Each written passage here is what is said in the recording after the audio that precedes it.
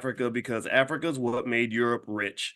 If you know the history, you'll know that Africa was doing quite well in terms of just knowledge and resources, and then we started partnering with the wrong people. We picked the wrong allies, and next thing you know, bad things happen. And Dr. Claude Anderson, in his book, The Black History Reader, breaks down all of this. He breaks down that whole history of how this works. Now, I'm curious. I sent out a message. I'm really worried now. I'm really worried that I sent out the wrong link because I literally was in the wrong Zoom room and none of y'all were here. And I was like, what happened? Nobody wants to come to book club anymore? What's going on? What happened here? So did y'all get a message from me? How many of y'all got like an email or a text message or something from me letting you know that we were about to start? Did y'all get you got something? Okay, Tara says yes. Tara says I got Randy got something. Okay. All right. So good. Okay. Thank you. Thank you, Mr. Jan Jasmine. How you doing, brother? Yeah, okay. So that helps me. That because I was really concerned just now. And if you don't get the text alerts, you can text the word greatness to 87948. Just text greatness to 87948, and I'll send you an alert periodically. Now, just so you know, I don't send out too many text messages because it does cost money to send out a text, and we are a low budget HBCU, so we don't depend on government funding or any corporate sponsorship because we got to keep the message pure. And money is the motive. Money drives what messages are allowed and not allowed. And so it basically we run the Black Business School on a very light budget, but we're able to raise about 2.5 million per year, and we reinvest about 80-90% of that back into the Black community. And I'm very proud of that. I'm very proud of the fact that we built our own institution. I believe that Black people should have our own schools. We should be educating our own people, and so we have our own PhDs, our own therapists. We have the first ever Black financial therapy department, which is basically designed to work with the best therapists in the community to break down the barriers to building Black wealth. We have a Black business school for children. This is the secret weapon. Your kids are the weapon. Your kids are the secret weapon. If you get your kids trained on economics early, they will be ready for the battle. They're going to be ready for the big war to come. The economy is a war. You are in the middle of economic warfare. How many of you, give me a yes or no, how many of you have seen just all these stories out here right now about how Americans can't afford to live? They can't afford a house. They can't afford rent. They can't afford food. They can't afford, right? And all these studies are based on having average financial literacy, average preparation levels, and doing it all by yourself. And there are so many wealth hacks out here that if you are introduced to these ideas early, you're going to be prepared for the battle. And so if you think it's bad now, just wait till 20 or 30 years from now. If you think it's bad now, just wait till the year 2040, 2045, 2050. It's going to be absolutely chaotic. So if you got that little 2-year-old grandchild, you got to start preparing now. Sun Tzu in The Art of War, y'all heard of The Art of War, right? In The Art of War, Sun Tzu says that battles are won before they start. Battles, you win the battle before the battle even begins. The battle ain't nothing but show and tell. The battle is basically where you're showing how prepared you are. If you're not prepared, you can fight as hard as you want and you're still going to lose.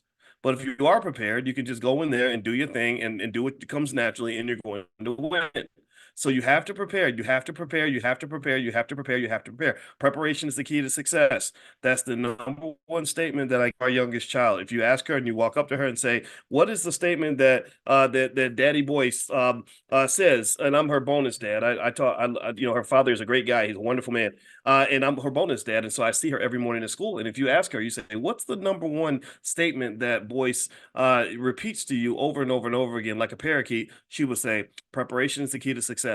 And that's because I believe that to the core of my soul. If you look at people that are wealthy in America, people that are doing well, people that are powerful, these are people that are prepared. These are people that got ready. They didn't try to get ready the day before yesterday. They didn't try to get ready the day of. They got ready 10, 20 years ahead. Like right now, for example, Bitcoin is soaring. Has anybody seen how Bitcoin is over 60,000? Has anybody seen that Bitcoin is out of control? Crazy money's being made on Bitcoin. Like crazy. And also Coinbase, another stock that's connected to Bitcoin.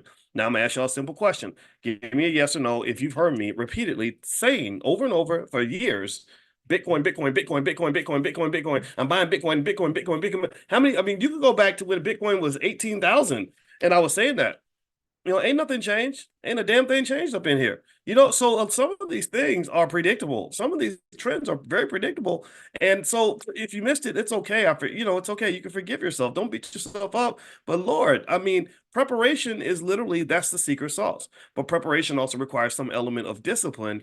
And that's where we got to do the work. That's why we created the Black Financial Therapy Department, because for a lot of us, our habits betray us. For a lot of us, the way we were raised or the way we were sort of reared was not in a way to be prepared. We were reared to sort of be unprepared, get caught slipping, have bad things happen, and then everything falls apart. And then we say, "Oh, Jesus ain't blessing us, or the white man done did it again." And I'll tell you all day. I mean, we'll sit here and read all day about things that white Americans have done. I don't deny any of that. I don't deny any of the racism. In fact, I get in trouble for talking about the racism so much. But the difference between myself and some other people who will talk about the racism is that I think that they are only solving half the equation. Half the equation is where you state the problem. Half the equation is where you just complain about it or you just mention it and you say this is why we are where we are and that's it. Right? That's half the equation. You got to go full circle. Full circle means you state the problem, you state the issues, you explain how we got here, and then you say how are we going to get back to where we're supposed to be. How do we go? How do we do the work to go ahead and overcome whatever has been put in front of us, whatever's been done to us, whatever they took from us? How do we get it back? You got to complete the circle. If you do not complete the circle, then you will not have a result. You will not have an adequate ending to your story. So anyway, I know that I did not say hi to y'all when y'all came in, so forgive me for being rude. I just get excited and pumped up every Wednesday when we do our book club. And in case you're new, we do this every Wednesday night, 8:30. Been doing this for about 5 years. And also every morning we do financial consciousness training at 10 a.m., which I know you're going to love. I'm not even going to ask you if you love it. I'm not even going to predict that you'll probably love it. I know you're going to love it. And also because you're here, you guys can actually register if you want for tomorrow morning. You can do the live sessions because you're in this group. You can do the live sessions for free. If you want the archives of the recordings or you want to put a list of questions that I'll answer and respond to via video, then there is a fee at drboycedaily.com, but you don't have to do that part. You could just register for Money in the Morning with Dr. Boyce. We do this every single morning at 10 a.m. Eastern. And the reason that we do this every morning is because I want you to get in the habit of thinking about your economics every day. I want you every single day of your life thinking about how am I gonna make my family stronger? How am I gonna get to where I want to get to? How am I gonna reach my goals? And the way you reach your goals is you have to deprogram yourself. You have to deprogram yourself and reprogram yourself. The world is brainwashing you on a regular basis. Black people are the most brainwashed group of people on the planet, in my opinion. They brainwash you to their benefit. Now, what I'm doing is I'm trying to help you brainwash you to your benefit. So what we're going to do, and some of you who've been doing Money in the Morning, you're used to it now. Now y'all wake up and y'all looking for me. You're ready to go. And that's great. Like I started off, I was like, oh God, every single morning. Whew, that's a hell of a commitment. Oh my gosh, do I really want to make that commitment? I had to think about that. But then now it's like I'm ready. Now I get up and I'm like, let's do it. And what you find is that there's so many areas of your economic consciousness that never get tapped into when you're a child. There's so many areas of economic consciousness that get unmet, unresolved, etc. Uh, when you're a kid because they don't want you conscious. They can only exploit you if you're unconscious. They can only exploit you if you don't know what's going on. They can only exploit you if you don't have all the information, if you're not aware, if you're not looking, if you're financially drunk or emotionally vulnerable or whatever. Like, for example, this morning we broke down something my wife is a relationship therapist. And also she is a full professor of social work. And I give her flowers because, very few professors ever become full professors and very few Black women become full professors. So she's a badass in her field. And she got together with some therapists on one of our platforms, Fly New Being Queen. There's over 500,000 subscribers over there, so feel free to go take a look at that. And they were breaking down this thing this lady did, this 50-part series called Who the F Did I Marry? And she's talking about all the little tricks that this little lying husband, ex-husband, pulled on her, the way he manipulated her, etc. And one of the things they concluded is that there are some people who are vulnerable to that form of manipulation and some people who are not. This person who pulled the wool over her eyes, he identified her as a type of person he could pull the wool over, whose eyes he could pull the wool over. He was looking for somebody that was going to be unconscious because she was desperate, she was lonely. So when you're in that category, what then happens is you end up basically kind of being susceptible to somebody who can come along and pretend to make all your dreams come true. All right. Now, by the way, I see a fake Boyce Watkins here in the chat. I gotta find a way to get rid of this person. It's spelled Boyce Watkins with two S's.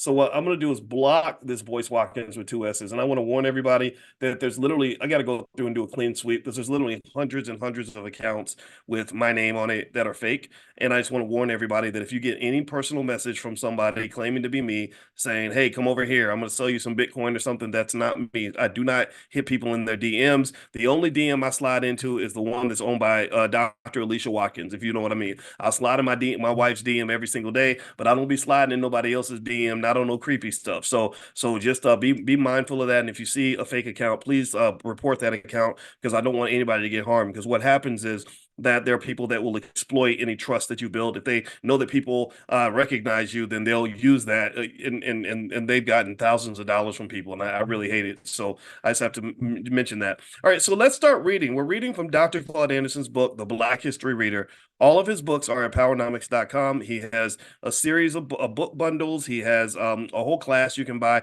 all kinds of stuff. And I encourage you when your kids go to spring break or summer break or winter break, I hope you'll consider getting some copies of his books for your family. And also you can even bring them to class so they can learn from me and I'll explain it and break it all down. So page 80 of the Black History Reader, Dr. Anderson writes about something called the doctrine of unequal exchange. Now, how many of you have ever heard of the doctrine of unequal exchange as it pertains to Black people? Has anybody ever heard about that? The doctrine of unequal exchange. Give me a yes in the chat if you've heard of it. Okay, I see Dr. Jackson, Dr. Vibe, good to see you. Ryan Jackson, sorry, Mr. Jan Jasmine, Levon Hawkins, Marlon says no. Okay, Ginger says yes. Tara Redmond, no. Otis McDonald, yes. Okay, so a lot of you have heard of it, some of you haven't. And I'll give a quick explanation. Then I'm going to read what Dr. Anderson says. Basically, the doctrine of unequal exchange is very easy. This is how you lose in the game of economics. This is how you lose in the game of economics. What happens is that you give somebody something that has more value than what they're giving you. That's it. That's it. They're draining you, but they're not replenishing what they took from you. And this can happen not just in economics, it happens in life, in love. You know, a lot of you have you ever been in a relationship where you loved them more than they loved you? Right? You were pouring into them, they weren't pouring into you. You were there for them, but they were never there for you. Some of y'all got friendships like that. And a lot of that is connected perhaps to low self-esteem, right? Maybe you just admire that person. So sometimes when we're young and immature and we have these emotional voids, we can love somebody because of who we love, but we don't understand that you got to also make sure they love you too, that they're going to reciprocate. And some of us forget to do that. And some people didn't even understand it when I repeated the words of a guy. Believe it or not, it was actually a pimp who said this. I had already heard it before, but I liked what he said. He said, don't pick the person that you want, pick the person that wants you. And I repeated what he said. And people said, well, why would you do that? Why are you selling yourself short? Why are you settling? And I said, no, I didn't say that the person doesn't want you. I'm saying you got to make sure they want you too. I'm not saying that. I'm not saying don't pick somebody that you want. I'm saying go get what you want, but just make sure that they want you too. Make sure that it's an equal exchange. Do you understand? And sometimes we do that. It's very strange. There's a lady who wrote a book called Men Love Bitches. And in this book, Men Love Bitches, she literally said that men will go, the more of a terrible woman you are, the colder you are to him, the more dismissive you are, the more disrespectful, the more he will chase you down. Well, that's a sucker's move. That's crazy to me. I would never, ever in a million years chase anybody, including my wife. I love my wife. But if my wife had played that game with me, she'd been playing that game by herself. I would have played the game for about 2 minutes. And then when I realized what the game was, I would have been out of there. Because I'm not going to treat you well if you're not interested in treating me well. I'm not interested in pouring into you if you're not going to pour back. So the doctrine of unequal exchange is that's how you get drained. That's how you get depleted. Some of y'all got relatives where when they have a financial problem, they come to you. But when you have a financial problem, you can't come to them. Anybody go through that? Anybody go through that experience where you're the one relative in the family with a good job, or you're the only person in the family who saves money, or you're the only person in the family with a good credit score. So when they need something, when they have a financial problem, they'll come to you. I literally sat with a student today from the Black Business School, and we were going through some stock option strategies and stuff like that. And he was a regular guy, and he didn't make a ton of money. I want to say he said, I could have swore he said after taxes he makes $1,200 every 2 weeks. And I'm not going to say his name, so I hope he doesn't mind me sharing a piece of that story. But so he wasn't a rich man. He wasn't a rich man, but he was a good man, and he was a quality human being. And we sat there in this private session, and I went through his stock options portfolio to see where he could generate extra income. And I said, this is actually quite good. You've actually structured it pretty nicely. Good for you. And so we just made some tweaks, and we figured out. We literally figured out right there how he would make as much money from selling his stock options as he was making from his job. And this is not BS. This was really what was going on. And I was happy for him. I said, man, you are on your way, brother. Like you're doing great. And I said, what's going to happen is and then he said, I want my relatives. I try to tell them, y'all know you go through a lot of y'all go through this, right? Where you try to tell your relatives, you're like, no, no, no, this really will help you. This will help your situation. Like this is knowledge, this is information, and you lead them to the water and they refuse to drink. Right? Anybody got relatives like that? Raise your hand because I have relatives like that. I have relatives literally that still will not listen to me. They have no interest in what I'm doing. I can have the all black national convention. I had one relative, literally, I kid you not, where I hosted the all black national convention in her city. She didn't even know it was there. Didn't know, didn't care. She loved me, but didn't care if she was on another frequency. And so we all go through it, right? And so here's what I told him. I said, here's what's going to happen. I said, at some point, your family members are going to notice that you're making more money. I said, you are on your way, man. This is your discipline. You're protecting your portfolio. You're engaging in your income strategy. You're going to have some growth. You had a really great week this week. If you guys are in the like the Prime program, you know how well some of those stocks did this week, right? You saw Coinbase shooting up and all that. I said, so what's going to happen is that when people notice that you have more money, they're going to want to come and borrow money from you. That's what's going to happen. That always happens to all of us, right? You come to the relative people that need stuff. They can sense who has the resources and who doesn't. In fact, some of the smartest people on the planet are the people, the women they call gold diggers. Like gold diggers are really smart because they're like financial scientists. Like they can look at a guy's shoes and tell how much money he makes by his shoes, how he walks, just what kind of watch he has on, right? Whatever, right? I try to throw them off because I got my watches from Walmart and stuff. So, but anyway, I said they're gonna come to you and they're gonna want stuff from you. And I said, what I need you to do is I need you to stop letting people drain you because he was exhausted. He said, I just give so much and nobody gives back. I said, well, don't let them drain you. I said, you're going to have power. I said, money comes with power. So when you have more money, you're going to have more influence. So when they come to you and they say, hey, cuz, let me hold $50, let me hold $100. I said, here's what you tell them. I said, you tell them, okay, I might let you hold $100, but you're going to have to sit with me and we're going to have to go through. We're going to go to class. Like I said, bring them to class, bring them to, you got a membership. You just bring them with you. It's fine. You don't have to pay for another person. Just bring them with you and tell them that they have to do something. That you're not just gonna be able to borrow and drain from the work I put in and not put in any work yourself. Because I don't want to carry around you as dead weight for the rest of my life. Because now I'm working for me and for you. I'm carrying me and carrying you, and that's nonsense. And so these are like little things that I think happen culturally that I don't know what white people go through because I've never been white, but these are things I know a lot of black people go through. And another thought that came to mind today, this is another little thought I just want to share with you, just in terms of a wealth hack. I'm gonna tell y'all this. I don't even know how to say it, but I'm just gonna say it, and I hope it'll be received the way I intend to say it. Black women that are really on their game are some of the most amazing teammates you will ever have in your life. Like black women are different. Like black men, we're special too. I think we have a lot to be proud of, and not all black women qualify. I'm not gonna lie, not all black women. I ain't talking about everybody, okay? But the black women that went to school and had to struggle and got the degrees and are in different professions from accounting to medicine. Do you understand how many times sharp, intelligent, capable, prepared black women have literally saved my whole entire ass? Like literally come through and just were the best teammates ever. And starting with my wife.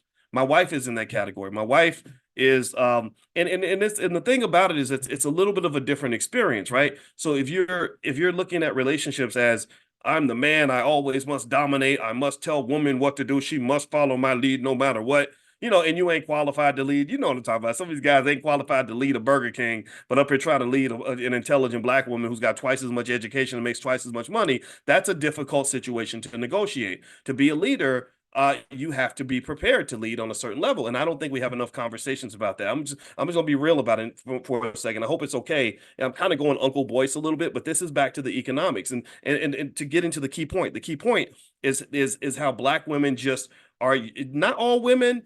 But you probably know women in this category, right? Women that maybe she went to Spelman and then she went to law school and she had excellent grades and she's working in the law firm and working 50 hours a week and is really good at the law and will get your shit straight legally if you have a legal problem, or will help you with the taxes, or or the nurse in the hospital that will make sure that you're well, or the doctor that's going to make sure you're okay. Like black women are just really just I'm talking about the ones that are on point are really on point. Some, there's a variety, there's diversity in every group, but there's something about that I think that we should really acknowledge and pay attention to and understand this as a cultural strategic advantage that has been developed from our unique experience in America. I personally believe, from my experience, from the women that I've seen, they kind of had to evolve because the world wasn't always kind to black women. The father may not have been there, or there was some abuse maybe, or there was some abandonment, or there was some tough situations she had to overcome. But literally, y'all become kind of like a super species, and that came to mind because I was having a meeting today with two black women that were just helping me solve this important problem, and I was like, this is awesome. And it reminded me of, here's what it reminded me of. I don't think I've ever really told this story, or if I did, it was years ago. Back in 2017, I went to London, and some of y'all that live in London, you remember we were in London. It was a great event. Lots of people showed up. It was totally awesome, totally packed up, and I love Black London. A lot of great people there. Well, anyway, when I went there, I forgot to get whatever little business license you're supposed to have to go into another country and make money. England ain't like the United States where anybody can just come, go through the fence and start making money or whatever. In England, they have requirements where you have to have a visa in order to go over there and make money. So because we were having an event and I didn't have the right form for the visa, they detained me at the freaking airport. I couldn't believe it. I'd never gone through that before. So they said, "Can you go sit over here?" And I said, "Okay." So they sat me down, and then eventually a lady came over, and she happened to be black, and she was asking me all these questions, and then kind of gave me the third degree and said, "We're gonna detain you," because basically they were like, "You're not supposed to be in this country." So they take me to this, and I'm mad, right? Because she's black, and I'm like, "You old raggedy sellout." I'm kind of mad. I'm fired up because I was tired and all that. I have just flown across the sea. So they took me and the person that I was traveling with into a room, a holding room. And we were in this holding room for like 8 hours. And in this room, they let us use our phone for a second. I couldn't at first. They took my phone away. I couldn't contact anybody to tell them what was going on. People were worried, wondering where I was. Our hosts in London didn't know where we were. And at one point, I got a chance to text my family to tell them that I was okay, and I did. And then I put up a little tweet, like something like "I'm detained in London. This is a bunch of BS." And the lady comes up to me, the black lady actually comes up and says, "We saw that you were tweeting about us, and you can't tweet like that anymore. Or there'll be serious consequences for it." Right. So it was like some real stuff. So we were locked up in the space for 8 hours. They took my passport, and basically what happened with the negotiation with the lawyer was they were like, "You can come here, you can do your thing for a couple of days, and then you got to go on this day, and we're gonna hold your passport, and you can't get your passport until it's time for you to go." This is real stuff, right?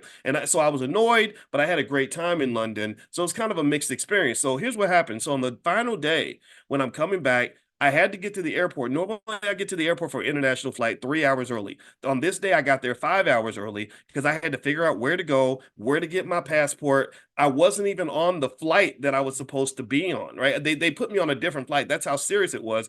And I just got to the counter and I was like, telling this lady, it was a white lady. I was like, I don't even know what to do. They told me to come here. I follow rules, so I'm not trying to make it worse than it is. So what do I got to do? Who do I talk to? How do I get on this airplane? And because I was like, because I don't have a ticket for this flight and I don't know what the plan was. So she's talking to me, right? And she's confused too. She doesn't know what's going on. And I don't know what's going on. And check this out. And this goes back to black women. So there's a black lady that's overhearing our conversation.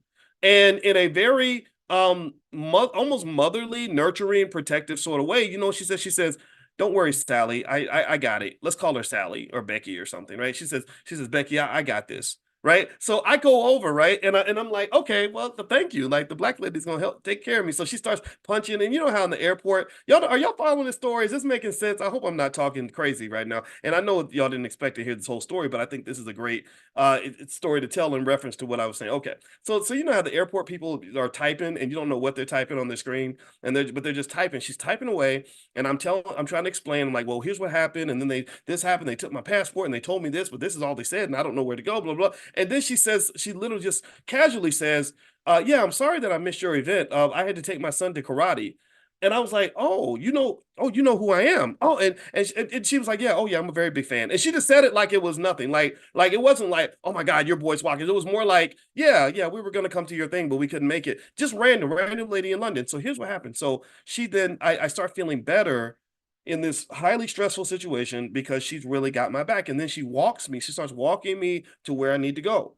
And then she sees another black woman, another British woman. You know, y'all have those British accents. I think it's great. And and she says to her friend, you know, she says, "Hey, he needs to get to so. Can you make sure he gets taken care of?" And this other black lady, she hands me off to her, and they got me exactly where I needed to go. And I never forgot that experience back in 2017 because I said, "Man, this reminds me of slavery.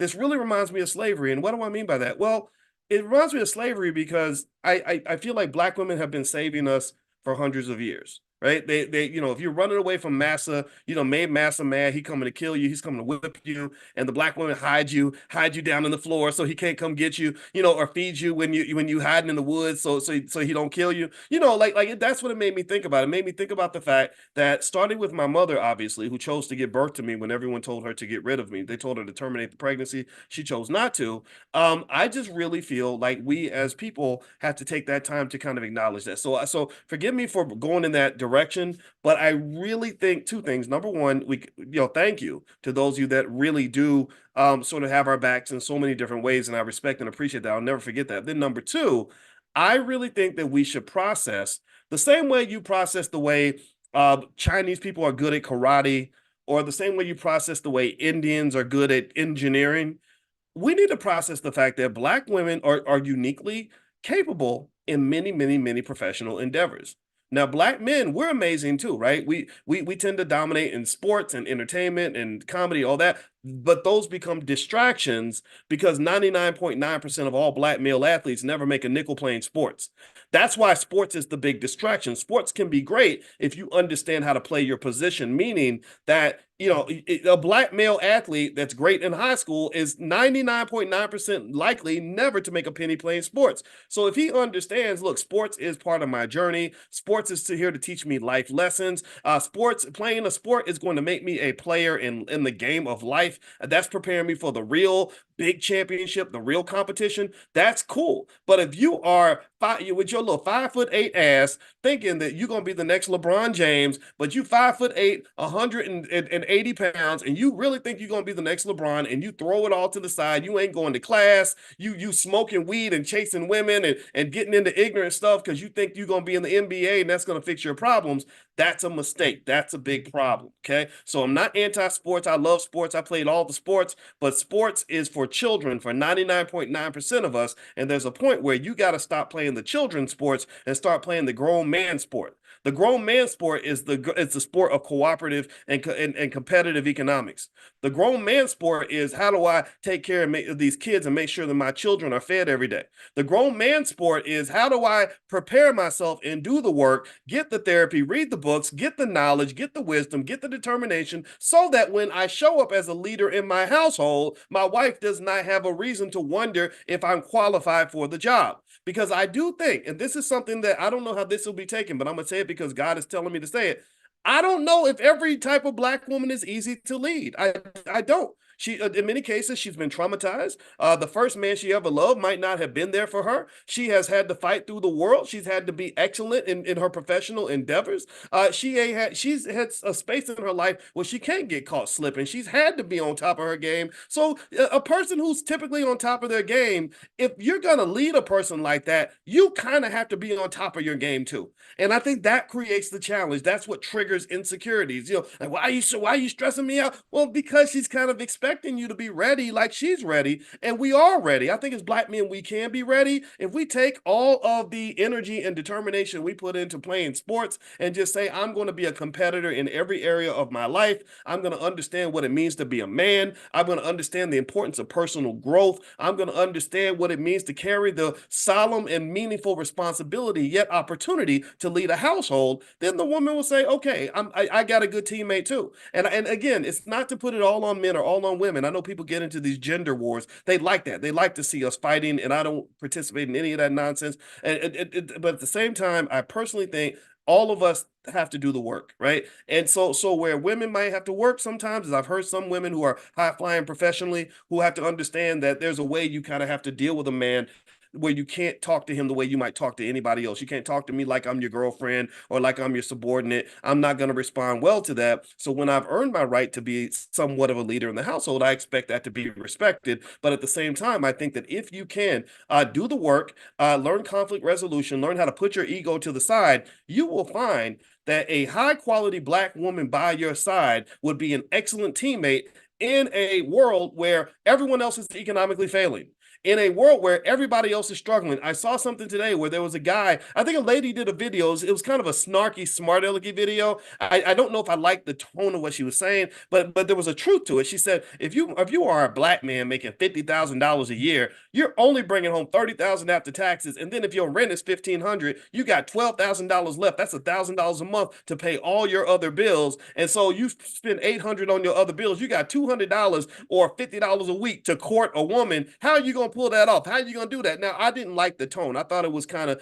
dismissive and disrespectful. I don't think it's necessary to say that, because I know a lot of good men who make $50,000 a year. But here's the hack. Here's the little thing. This is me putting on my finance professor hat and kind of giving you a simple hack. If you're a Black man making 50,000 a year and you partner and you put the energy into partnering with a quality woman who also makes $50,000 a year, now that unsolvable problem becomes very solvable. Now things that used to be expensive suddenly become very cheap. Now, not only have you been able to double your income, you're now a six-figure family. Ain't nobody ever going to feel sorry for you as a six-figure family. Now, maybe a 50,000 people get it. You're struggling like every other part of the working class America. It's going to be hard to afford a house. It's going to be hard to afford all the luxuries in life. It's going to be hard to do anything other than pay the bills. But if you have a teammate and they're making the same amount of money as you, well, then right there, you're already ahead of 80-90% of Americans who don't see the value of investing in their relationships with other people. And then after you making the 100,000 together, now you don't just have an extra 100,000 in income total as a family, which right there, that puts you ahead of everybody. But you have to remember the synergies of that relationship. Synergy is what corporations look for when they decide to merge. When economic entities are deciding to form a merger, like Warner Brothers and Discovery, or like when Amazon's merging with another company, they look for synergies. And synergies are where 1+1 is not 2.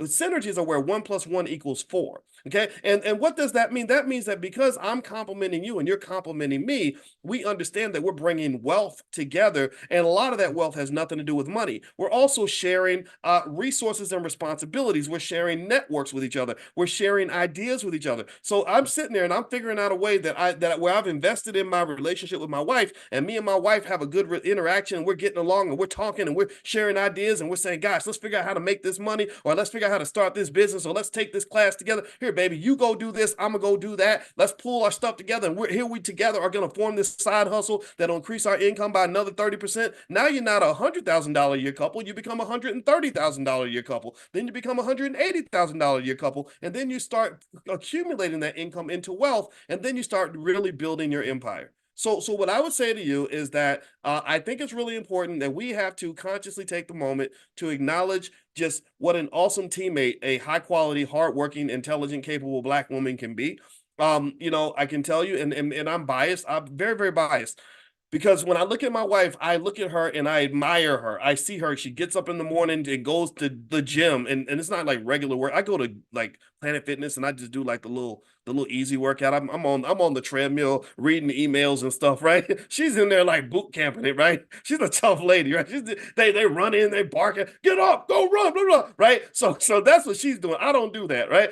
but we do work out in the morning, and then I'll see her sit down, and she's seeing clients all day, and she's having meetings all day, and she's working all day. Or I say, hey, why don't you? Can we do? Why don't? Can you're a therapist? You have this therapy background. Can we brainstorm on ways that financial concepts can be merged with therapy, right? Because a lot of people, she said, yeah, well, I have a lot of clients that have financial anxiety. They have a lot of anxiety that comes from their finances. I said, okay, can you put together a financial anxiety workbook that we can partner on that can deliver something to the students in the school? And she will have that sucker done in a week.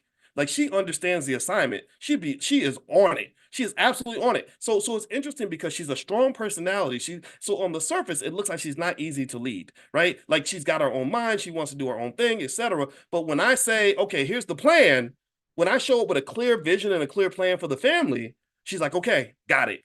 And she goes and gets it done. Right. And so what I think we have to take the time to understand is what leadership really looks like.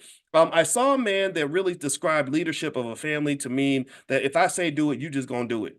Right. That you're not going to question it. I don't have to convince you of anything. I don't have to persuade you of anything. I don't have to convince you that the vision is an adequate vision. I just have to assume that you're going to trust me because you trust me. And unfortunately, I don't think the real world works that way. I think in any situation that you're in, if you're leading people who are intelligent people are going to really ask a couple of questions, and you got to have to be ready to answer that. The CEO of Apple, he can't just walk in a meeting and tell a bunch of Harvard and Yale educated engineers, just, okay, I need y'all to just do this, and then have them not question anything. And if all the communication is one direction, where he's not taking in anything and he's tone deaf to what the people following him are asking him to do, or trying to get clarity on, he's not going to be a very good leader for very long. So a leader is a little bit different from somebody who just always wants to be the boss, right? Boss is a term that's driven with ego and domination over other people. Leadership means that sometimes you have to, sometimes you got to pull out the big stick, but you walk softly with the big stick, and the big stick is kind of the last resort, because in the meantime, you're using various forms of diplomacy and persuasion to truly get them to buy into the vision. And this is a specific skill that should be taught. So what I would say to you in generally speaking, to conclude on this little Dr. Boyce rant, which I hope was beneficial to you, is that if you want to lead a household or lead any group of people, any organization, I encourage you to take the time to study leadership. Study what great leaders do. Great leaders don't just walk in and say, everybody get the hell up and do what the hell I say. That ain't what a leader does. What a leader does is a leader has to figure out what's going on, pick the right people, look at the environment, figure out where people are, instill morale, you use some persuasion, understand incentives, communicate. You got to learn how to communicate. If you can't communicate, it's hard to be a good leader. All these things have to occur. And I really believe that if you take that approach, I think it leads to better outcomes. At the very least, it will help you have a greater likelihood of surviving and prospering in an economy where a lot of people are really struggling. The prices of homes are going up every year because BlackRock I think 44% of all single family homes last year were bought by BlackRock. I saw that stat. I don't know if it was just for one city or for the whole country. Well, the prices of homes are going up, and then the price of rent is going up. Right. So what's happening is there's all these stories about people that are having trouble financially, having trouble getting by financially. And 9 times out of 10, these people are 100% super single, doing it all by themselves. And I just encourage you to think outside of that box. Just a thought. I hope that's okay. All right. So sorry, I'm losing my voice. I need to drink some water because I've been all that yelling that just takes it out of me. So anyway, if you disagree, that's okay. Like, we don't have to fight about it. Just take it as another opinion. Like, if it's a dumb opinion to you, that's okay. Just put it in your pile of dumb opinions. Don't like get on Twitter and start trying to beef with me or something, because I'm not gonna you're gonna be beefing by yourself. All right. All right, so anyway, let's see. I shared with you that link. Tomorrow night, Sherry Mitchell is coming back in. Last week, she did that 1 day training on the origins of anti-blackness. And it was so packed up that literally the Zoom room just filled up entirely. So some of you could not get in. So she's going to do it again. And she's going to do it tomorrow night, Thursday night at 8 p.m.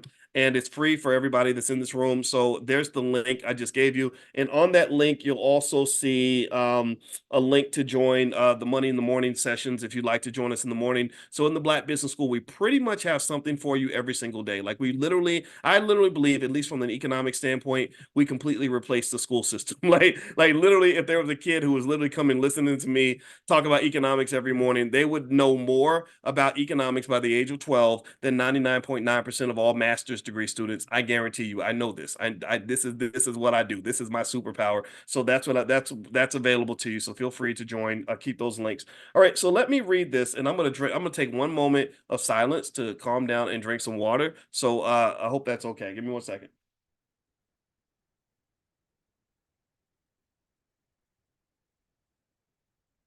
Okay, I'm ready now. I'm good. I'm good.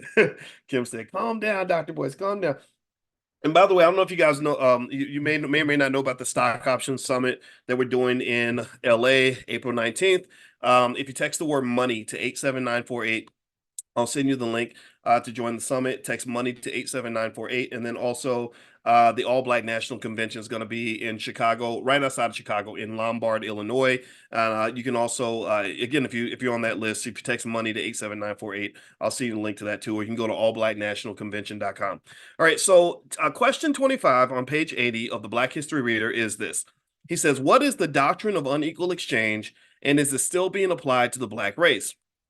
Dr. Anderson says here that the doctrine of unequal exchange is the practice of unbalanced socioeconomic trade in which weaker parties foolishly trade or are tricked into trading their valuable goods, services, or properties for money or items of far less value than what the weaker party is trading. Frequently, the weaker exploited parties receive diminished monetary value or only intangible or symbolic benefits. So the weaker party, the one who gets duped, ends up receiving something symbolic. They get symbolism. The exploiting party receives excessive value, thereby creating a balance of trade in favor of the exploiting party. The lack of reciprocity or equality of trade creates unbalanced socioeconomic outcomes between the exploiter and the exploited. The concept of unequal exchange as an economic strategy was evolving as the entire European continent was suffering catastrophic conditions. Europe had been in a prolonged period of suffering from famine, disease, crime, and dire poverty. So they were just straight ghetto. They were just in the ghetto. Traders and explorers were in search of resources in new world markets. They maximized their economic advantage when they engaged classical African societies. The untapped black human gold in Africa and an abundance of free land with minerals in the Americas became high priorities in resuscitating the European nations with wealth and power. So the doctrine of unequal exchange, in case you don't get it, basically comes down to what some of you feel when we were describing earlier. When we're describing times where you pour into somebody, they don't pour back. You're helping them, they're not helping you. You give them something of high value, they give you something of low value. And when I think about unequal exchange, I think about not just money, I think about relationships. And generally speaking, if you want to be in a good situation in the world, you have to find yourself in scenarios that are reciprocal or that create healthy, productive ecosystems. So you start with relationships. If you're always pouring out and you're not pouring back, or someone's not pouring back into you, then you're going to end up drained. Okay, that's even with kids. Kids will take a lot from us. And one thing that I told my wife was, I said, you're a hardworking woman. I respect you as a black woman for working so hard for everybody else, but you got to make sure you take care of you as much as you're taking care of everybody else. Because if you don't take care of you, then you won't be around to take care of other people. You're going to wear yourself out and drain yourself into the ground. So unequal exchange comes down to basically being drained by other people or drained by the other party. In this particular case, Dr. Anderson is saying that Europe was in very bad economic shape. How many of y'all knew that? How many of y'all knew that before Europe came upon Africa, the Europeans were in a straight hellhole? How many of y'all knew that? Did y'all know that? Europeans were broke. They were fighting each other. They were doing genocides on each other. It was messy. It was a big old hood. Europe was a big old hood, and they had the Black Plague. During the Black Plague, a third of Europe died literally during. I mean, imagine we dealt with our pandemic, and a lot of people died, and it was very sad. But imagine if one third of all people. Imagine we have our book club, and let's say there's 1,000 people here one night. and 300 of us were gone. That's what Europe was like at that time. So what it did was it just destroyed the infrastructure of Europe. The whole society fell apart. There's nobody there to collect taxes or deliver the mail or whatever. And so Europe was kind of ghetto. So they discovered this place called Africa where people were friendly and loving, had plenty of resources.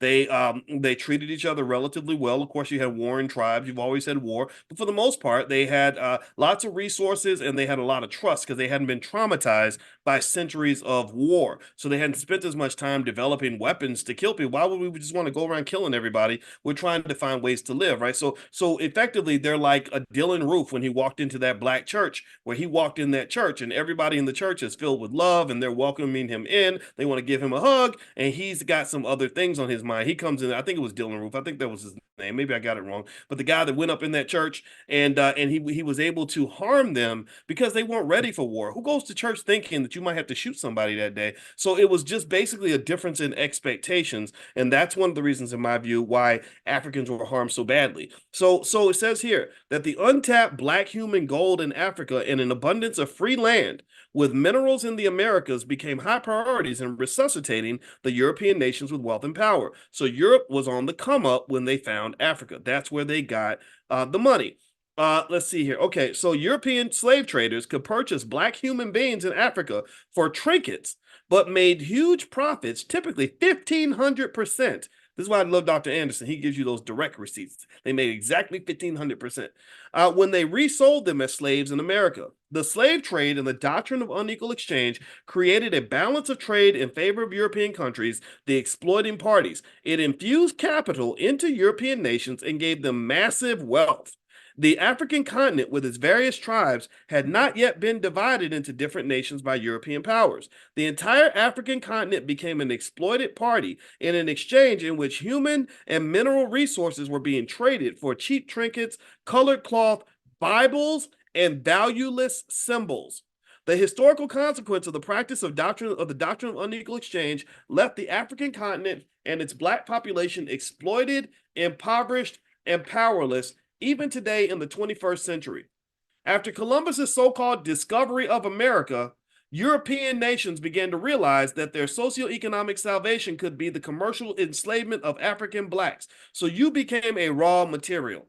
You became a raw material in a well-functioning business model. They said, hey, if we can go get a slave for $1 and sell that slave for $15.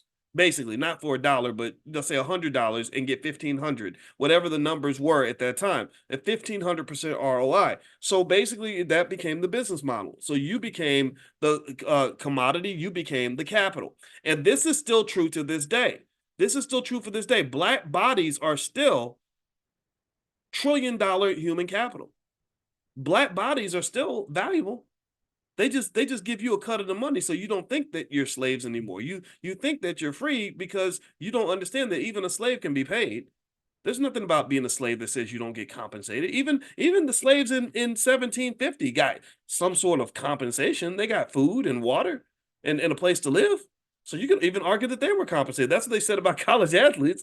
When I spent 25 years arguing with the NCAA about paying college athletes, they would all say, well, the athletes are being paid. They're getting a scholarship. And I was like, you better get out of here with that nonsense. Ain't no scholarship ever been worth the millions of dollars that one of those athletes is bringing to your institution. You need to stop it. So really, if you look at this right now, I want you to ask yourself, who gets the most economic value from black bodies? Is it black people or is it other people? Answer me. Who gets the most economic value from black ideas? Is it black people or is it other people?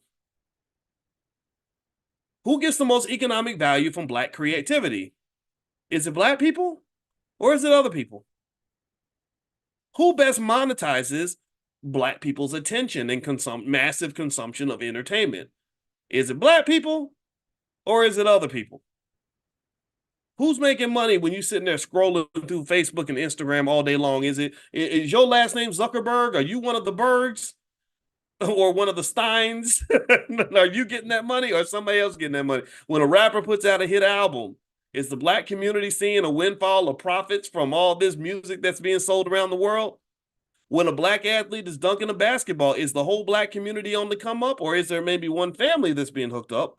But then the NBA is making all that money. The NFL's making all that money.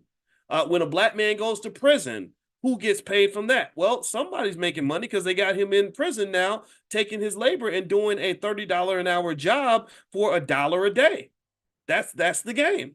When you send your children to public school, does the black community make money from all of the children that we deliver and ship into these public schools? Do we make the money from delivering the curriculums and the lunches and teaching in the schools? No. Black principals are getting fired. In Chicago, the brother came in not too long ago and exposed the whole plan that they had to get rid of most of the black male principals. The more effective you were, the more pro-black you were, the more likely they were to fire you. There's statistics supporting this. I think Benjamin Crump came by to deal with that. Right? So this is a common thing. The exploitation of black bodies and black people and black labor and black ideas and black culture and black creativity has been happening for several hundred years. And you must have enough economic consciousness to understand that it's occurring, but then you got to go full circle. You got to go full circle. Going full circle means that once I uncover the theft, I don't just sit on the corner and cry about it. I have to find a way to fix it. What does that look like? Well, I don't know. Maybe it comes down to understanding economic systems and figuring out how do we rewire the process. You know, if I'm looking at my house and I find out my neighbor is stealing my water and stealing my cable and everything else, what am I going to do? I'm not going to sit on the corner and just bitch about it. Man, he taking my water and he done took my cable and he got the air conditioning pipe to his house and when I turn on the AC, his house gets cool and my house gets hot. Well, I'm not going to just sit there and let it happen. I'm going to go study the electrical wiring. I'm going to find out what you did. I'm going to go look at the pipes. Like, how's he getting water out of my house? What's going on here? So it's going to require you to understand and study the infrastructure. Do you understand? So this is why I would dare say to you this very important point. I want you to write this down in your brain right now. It is essential, absolutely essential, that every conscious black person in America become equally conscious about economics. It is essential that if you are black in America, you must understand economic systems. You have to learn how they got the banana in the tailpipe. You got to learn how they're stealing your water and stealing your cable and stealing your air condition. What systems were built? What is happening? What's the wiring? What's the pipeline? How's it work out that every time we produce another Shaquille O'Neal or LeBron James, that somehow they end up getting all the money? Oh, they've got a whole system. They got a pipeline. Pop Warner football leagues all over in every hood in America where they systematically and strategically go and recruit all the black boys that they can find, and they mine them the same way you mine gold out of a mountain. The way you mine gold out of a mountain is you grab a whole bunch of dirt and you sift through the dirt to find little gold nuggets. That's what you do. So same way you find the next LeBron or the next Shaq, tell me if you get what I'm saying, or the next Michael Jordan, is you grab a billion little brown boys and you pull them all together, you say, go at it, play football, play basketball, let's see who jumps the highest, runs the fastest, who's the tallest, who's the strongest, which Negro has the most athletic ability. Well, that's the one we're going to take over here and put him in a special corner. We're going to disconnect him from everyone else. We're going to go. When I was at University of Kentucky and I worked in the basketball players dorm, I worked at the dorm and I saw everything. I was like the spook that sat by the door. I worked at the front desk and I saw the players come in and sign out. And at University of Kentucky, I never forget, they made $20 million a year off these athletes. Antoine Walker, everybody knew Antoine Walker could not read. Everybody speculated that anyway. I'm not going to put that on him, but everybody speculated that Antoine could not read. They did not care that he could not read. They made sure that he got through all of his classes. They made 100% sure of that. So they took these athletes and they deliberately isolated them from the rest of the student body. They put them in a special dorm, gave them special meals, put them in a special space, and so that they would not be distracted by little Negroes like me up here talking this pro-black stuff, because I was clearly a troublemaker. I kid you not. I told you guys about this before. I'll tell it again. There were basketball players that came to me when I came back to the University of Kentucky and I got my master's in math. I was writing these articles in the paper about why athletes should be paid. And Nazir Muhammad, I'll never forget him. He played in the NBA. He was a wonderful guy. Nazir, if you see this, reach out to me. I really wondered how things turned out for you. Anyway, he told me, he said, yeah, the coaches told us they don't want us reading your articles. And here I was a 25-year-old grad student. I was like, why are they worried about me? I ain't nobody. And then there's another guy. Look him up. His name was Derek Anderson. Derek Anderson is from my hometown of Louisville, Kentucky. He was a great basketball player. He won an NCAA championship. Derek played for the San Antonio Spurs with Tim Duncan, and I think they won an NBA championship together. I might be wrong about that, but I think that they did. And Derek came up to my office, and I'll never forget that one of the assistant coaches had to sneak Derek up there like he was having a slave meeting or something. Like we trying to make sure the master don't find out that somebody's teaching the Negroes how to read. But this black coach felt like you need to meet this guy Boyce. This is the 25-year-old Boyce. I had hair back then, I was a lot thinner back then, right? I didn't have no gray hair in my beard. I was just a 25-year-old graduate student, and I remember him bringing Derek to talk to me because he knew that this guy was going to have influence, and he said, I think he needs to be exposed to some of the things that you're talking about. And I still remember them telling me that the coaches didn't want them around me at all. And I just remember thinking, anybody who is blocking you from knowledge and information that might empower you, that can't be your friend. That's not your friend. You will never have an ally who doesn't want you to have information that's going to empower you. If there was nothing dangerous about anything that I said, I would simply just do the math and explain how much money was being made by the NCAA and why athletes' families don't need to be living in the projects while the white coaches are flying into the games on private jets. That's all. It was that simple. Equality. It was just fairness. That's it. In fact, it's still unfair because I've never once seen a basketball or football game where millions of viewers watch that game so they can see the coach. They don't watch games to see the coach. They watch the games to see the athletes. So if they're watching the games to see the athletes, why are the athletes' families in poverty? That don't make no damn sense. But it does make sense if you understand the history of America. It does make sense if you understand what we're reading today. If you understand going all the way back to Africa, the doctrine of unequal exchange. We have a certain privilege that says that we can extract wealth from you. You cannot extract wealth from us. You must tolerate things that we do to you, but we would never tolerate you doing those things to us.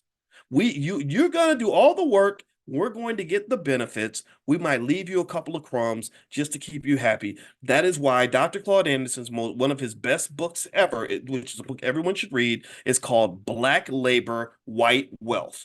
That book is the most in-depth study of why reparations are deserved that I can possibly think of. And the fact that they are talking about reparations in Congress and they're not even mentioning this book tells me that it's a big old sham, that it's not even real. How in the hell are you going to not even acknowledge a man who literally spent his whole entire life and his whole PhD studying exactly why we deserve reparations? Because you don't really want to do it. It's not a serious conversation. So if you want people to have serious conversations, you're going to have to become serious. You're going to have to demand serious conversations. Because if you don't, they're going to keep they're going to keep playing with you. They're going to keep joking with you. I mean, Dr. Anderson lives in D.C., for God's sake. He's right down the street from Howard University, and they've been scared to ever invite him in to even give a speech. Howard is scared of him. Like, are you kidding me right now? Has this little old man ever done to you other than want what's best for you? But yet you will walk away from people who want what's best for you and embrace people who clearly have shown that they don't like you. And so this is the position of weakness that we're in. This is where we are. When you don't control infrastructure, when you don't even know how to build and develop your own institutions, then you're always vulnerable to other people's agendas. So what makes me very proud of the Black Business School is that we don't have to fold to anybody's agenda. We have scholars that are just as qualified as any other institution you would ever go to. And also, we decide who is going to speak and when they're going to speak. During the middle of the pandemic at the All Black National Convention, I wanted to have an honest conversation about the jabs and all that. And I didn't tell anybody what to think. So I said, okay, we're going to put Rizza Islam on the panel, but we're going to also have some people who are in favor of getting the shot so that no one feels alienated. And I want y'all to hear both sides so you can make the best decision for yourself. There is nothing radical about that. It's only radical because we're not used to seeing Black people that are free. And the thing about freedom is you don't have to be a billionaire to have freedom in America. You just have to be able to control a little bit of shit. You just got to have some little space that is yours that can't nobody mess with. You got to have a little area that you're holding down that other people cannot invade and control. That's it. I don't control the whole world. I can't influence even 1% of the world. But that 1%, oh, we holding it down right here. That's the space. You're not going in this little territory without getting clearance from us. What you do in this space is going to be heavily monitored and influenced by the ideas that we believe are best for our people. You can have the other 99%. We got this 1%. And that's where it starts. That's how you build power. That's how, in any military strategy, you don't go conquer a whole country at one time because you spread yourself too thin. That's what you do. That's why the Germans didn't win World War II, which I'm glad that they didn't because they're pretty bad. But they didn't win World War II because they engaged in one operation called Operation Barbarossa, where they thought that they could go and conquer all of Russia while at the same time attacking all of Western Europe, fighting off the Americans, fighting against the British, and that's why they lost. So a better strategy would be to take one small space at a time until you build enough territory to really say you got something. So ultimately, this is what I'm seeing. I think that in general, if you look around, there aren't that many institutions that can be truly and honestly, unapologetically committed to doing things that are 100% to the benefit of our people. That's it. A lot of times, you can't maintain control because you're trying to grow too fast. You're trying to stretch too much. You're trying to be everything to everybody.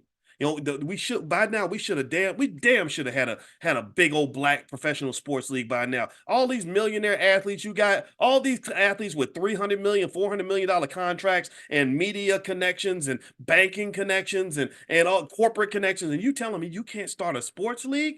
What is wrong with you? Well, I bet you I know what's wrong with you. Two reasons. One, you don't know how to build infrastructure. You know how to throw a football and dribble a basketball, but you have not, you've undervalued all the millions of black men and women in the community who can't dribble basketballs and throw footballs, but they know how to build infrastructure. There's millions of black people out here that could be the teachers in a black-owned school. There's millions of black people out here that could be the carpenters and the engineers and the landscapers or the plumbers that actually build these buildings and institutions that you're going to need. There are millions of black people that can be the accountants and the lawyers and everything else that can help you develop that professional sports league, but you become detached from that, so you can't really develop anything. And then on top of that, here's the third mistake. The last mistake you're making is you're comparing everything you have to what white people have. So when I tell you, hey, if you get out here right now, Kanye or Jay-Z or LeBron, and you start a black professional sports league, you could probably make a good 50 to 100 million a year on that league and create 10,000 jobs in the black community.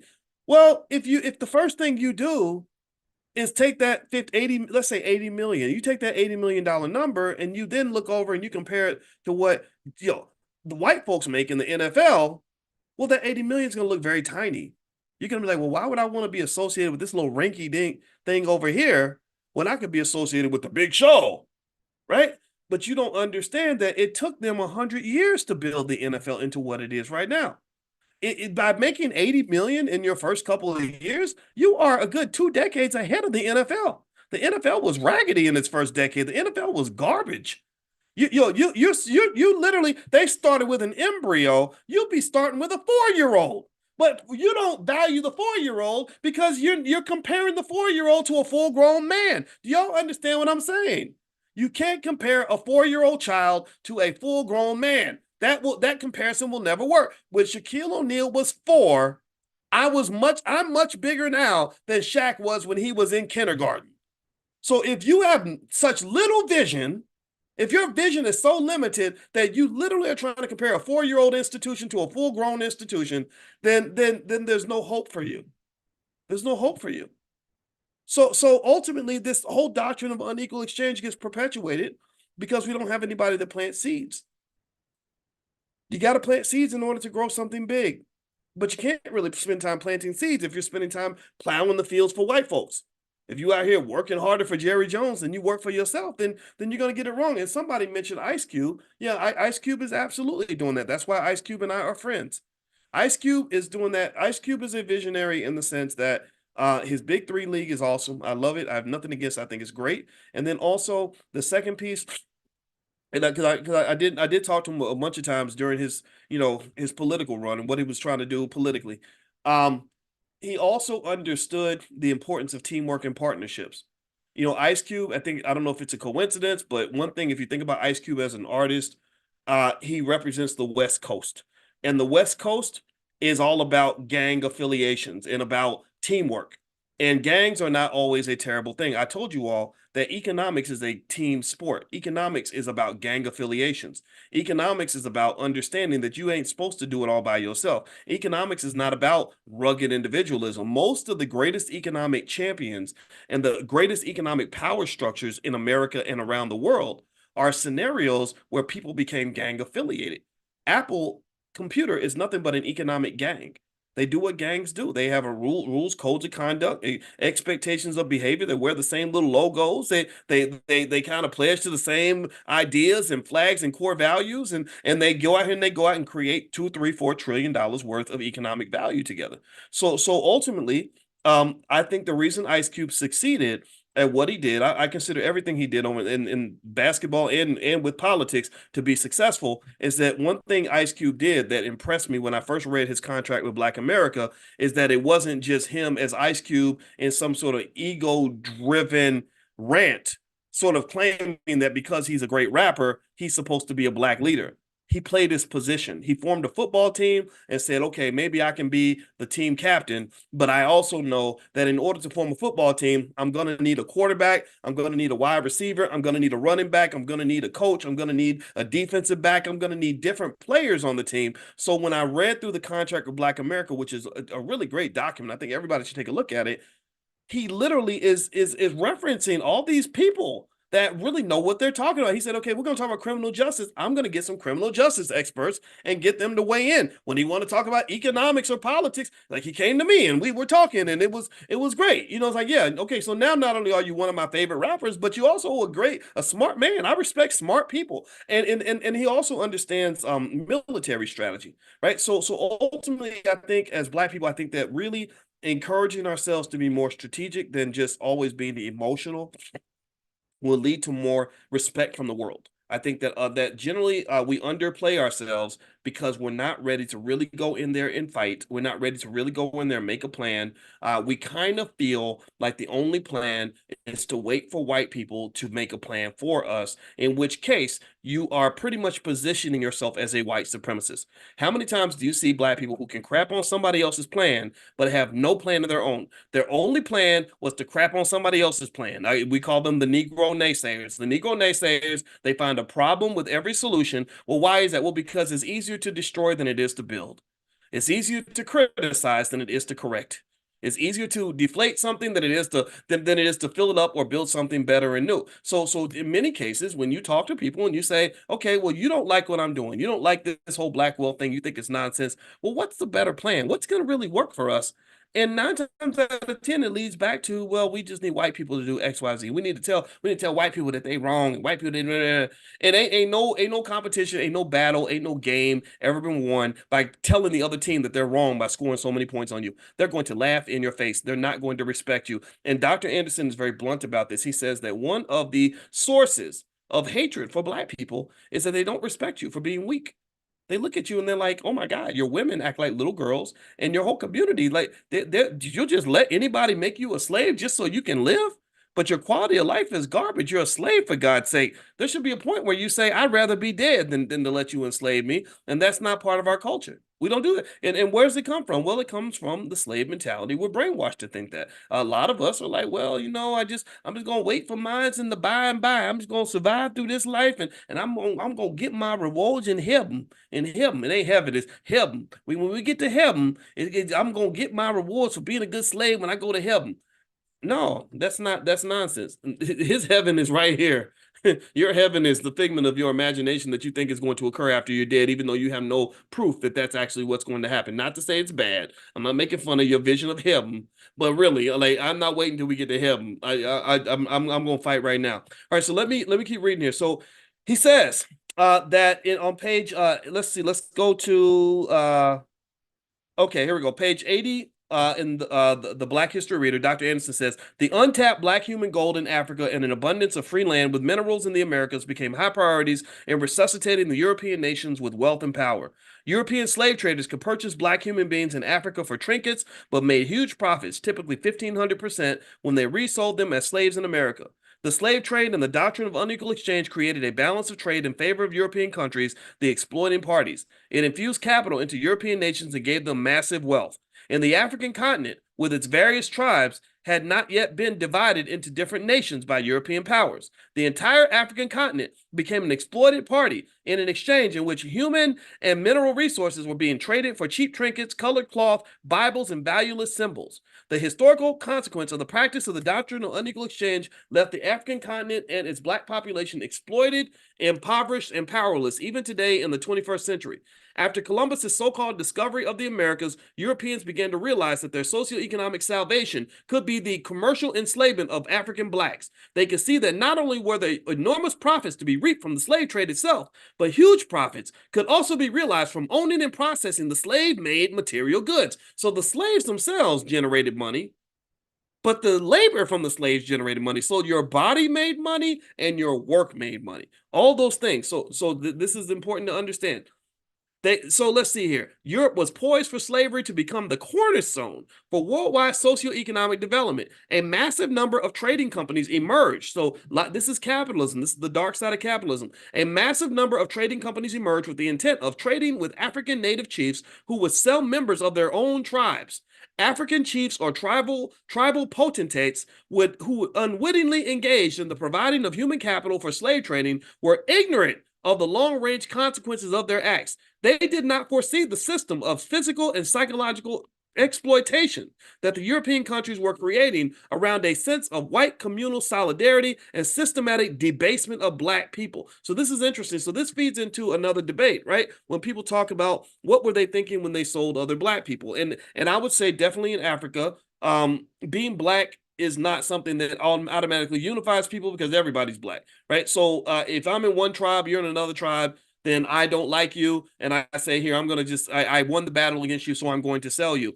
I would be curious to know how much they knew, how much they understood about what was going to happen to these people when they came to America. I don't know if they understood the depth of the debauchery in terms of what was going to happen. So it's almost like if I don't like another guy, and I call the police on this guy. And I'm thinking that the police are going to come to this guy's house and tell him to shut off his music or give him a fine. And let's say that the police beat him and they kill him or that they put him in prison for 80 years. Just because I called the police does not mean that I knew that the police were going to do that to him. Right? You see that, or you see that happen with mothers. I know a mother who had a son who had a mental health issue. He started acting out. So they did what a lot of people would do. They called the police to get help, and the police shot her son in front of her. If she'd known that the police were going to shoot her son, she wouldn't have called the police, right? So I'm wondering if this is what happened. Then again, that may not be the case, but I do wonder about the subtlety of that, understanding. If they know then what they know now, would they have still sold their people to the Europeans? Nobody knows. Black slavery became indispensable and was incorporated into all facets of emerging economies around the world. Religious organizations conjured up theological justification for slavery. Slave traders loaded their boats with Bibles, religious artifacts, cheap consumer goods, and old guns, and traded them to Africans for slaves, natural resources, and mineral assets. Records indicate that the worth of one African slave far exceeded the useless items slave traders were dumping into African and other international markets. Trade expeditions started out looking for strong black slaves called black gold. They were literally called black gold, but soon expanded to include natural and mineral resources. So they didn't just get people from Africa, they got stuff, other resources. The massive displacement of human capital and natural resources weakened the ability of black Africans to become self-sufficient and to profit from the economic development on their own African continent. In 1886, the European nations met in Germany, put a map of the African continent on the table, and divided it up, with each European nation selecting a region of Africa to colonize and take control of the people and natural resources. This gang rape of the world's richest continent further divided and crippled the black population. They were forced to accept European culture and languages imposed upon them by their conquerors. With each unequal exchange transaction, the countries of Africa grew weaker and more dependent. In the 1960s, as the world watched the televised Black Civil Rights Movement in America, the European nations ceremoniously officially released their rule over African colonies. So this is the 1960s. However, they installed local African blacks in high public places to be political figureheads. So they weren't going to give power is not something people give away easily. Power is rarely something that people will give away easily, especially if they are dependent on that power or feel entitled to that power or feel that they need that power in order to have what they need. So when they gave up the control of the colonies, they said, okay, let's just put a black figurehead in place so that it will look like we gave up the power when really behind the scenes we're still running things. And this is still what they do in the United States too. Think about how many black politicians and black people have been put in high places only to represent the interests of people that are not black. And we get excited because we see a black politician or we see a black CEO, and really you have to find out whose team are you really playing for? What are you representing? There's a guy named Jeffrey Robinson who was on my podcast, and I liked him a lot. And he wrote a good book with a guy named Randall Pinkett, Dr. Randall Pinkett, who got his PhD in computer science from MIT. And I met Randall at the George Fraser Power Networking Conference. George is a great guy, a friend of mine. And so Dr. Robinson has now been installed as the interim chancellor of Rutgers University, their entire system. And it's ironic because one thing Robinson did on his way to having such a stellar academic career is that he wrote this book called Black Faces in White Spaces, or Black Faces in High Places, or something like that. It was one of those titles, or maybe he wrote two books with each different title. I can't remember. But when I saw that he got this position, I part of me, I celebrated. I said, wow, this is so great. A guy that I know who came through this podcast is now the chancellor at Rutgers University. Way to go, man. I'm so proud of you. I'm so happy for you. But then I started to feel bad for him because I know who really controls these institutions. And I was trying to think, like, wow, I wonder how you're going to navigate that. I would not want that position. I would not want it. However, at the same time, maybe something good can come of it. But at the end of the day, what tends to occur in most institutions, most spaces, is that the people who have the money are the ones who make the rules. The ones who have the power, who control the infrastructure, are the ones who are going to shape the way that institution is run. Right now, Harvard University's president was forced to resign because the people who write the checks to keep the lights on in that damn place said, you're getting up out of here if you're not supporting Zionism the way we are. It might be on some BS. We might be out here slaughtering people across the sea in droves. We might be out here acting like some straight gangsters, but you better go along with it. You better smile and act like you like it. And if you don't, you won't have a job because you are making the mistake of believing that because you got that degree, or because you think you're doing the right thing, or because you believe in these little fairy tales like academic freedom, that somehow you really have control up in the space. And now we're pulling out the trump card on you and letting you know, like, no, you ain't got no real power up in here. It's just like I compare it all the time to when you were 10. Anybody remember when you were 10 or 12 and you would argue with your parents? Like you argue with your mama, and your mama says you can't go to the party, and you're like, why not? She says, because you didn't clean your room. And then you say, but mama, I cleaned my room. And she said, well, because you didn't do your homework. You said, well, mama, I did my homework. Well, because I told you you can't go out until next week. Well, mama, you said that last week, right? So you start winning the argument, right? You remember that? Some of y'all are smart like that. Like I used to argue with my parents a lot. That's what my mother told me. My mouth will either make me great or get me killed. She said, I can't wait to see which one. But there's a point where your mama's gonna stop playing with you. There's a point where, like, every parent, I know I do, me and my wife keep a little trump card in our back pocket.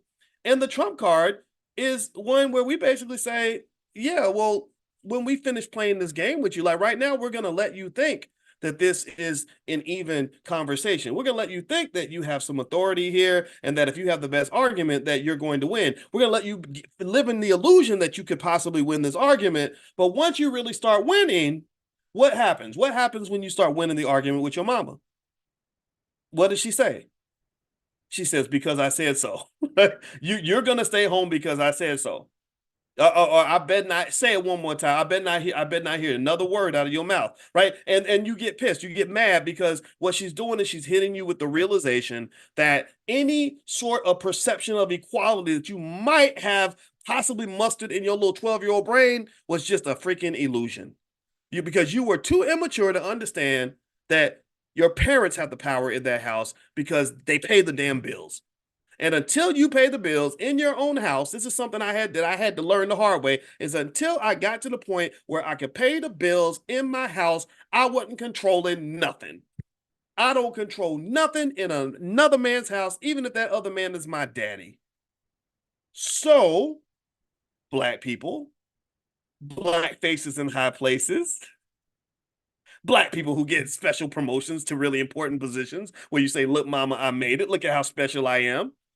I'm the guy who gets on your nerves because I'm a finance guy, so I'm going to come in and say, if you ask me, well, who has the most power? I'm not going to look at the symbolic power. I'm going to say, well, who's paying the bills?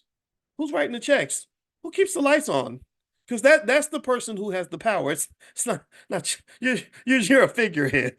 You're like these African presidents who claim to be the president of a country, and there's some man in a dark room who's telling you who runs an oil company who's taking all your oil and not giving any money to the people. How in the hell do you think it's crazy? I'm part Nigerian. I'm very proud of that, by the way, because Nigerians I think are just the most amazing, smartest people on the planet. How in the hell is it that Nigeria got all that oil? They got more oil than Saudi Arabia, if I'm not mistaken. But if you go to Nigeria, all you will see in some parts of the city is nothing but dire, abject poverty. How in the hell does that happen? How can you have all that oil and all that poverty in the same place? That don't make no damn sense. The math ain't mathing. The math ain't mathing. Your bathtub has been filled with water and you got 2 drops left in the tub. How in the hell did they run 80 gallons of water in your bathtub and you got 2 drops in there? Somebody's draining the water out of the tub. Somebody's as quick as they pour it in, somebody's taking it out. You got corrupt leaders, you've got foreign governments. Everybody's eating off of Nigeria except for the people of Nigeria. At some point, you hope that that changes, but this is one example of 1,000 of false leadership, symbolic leadership.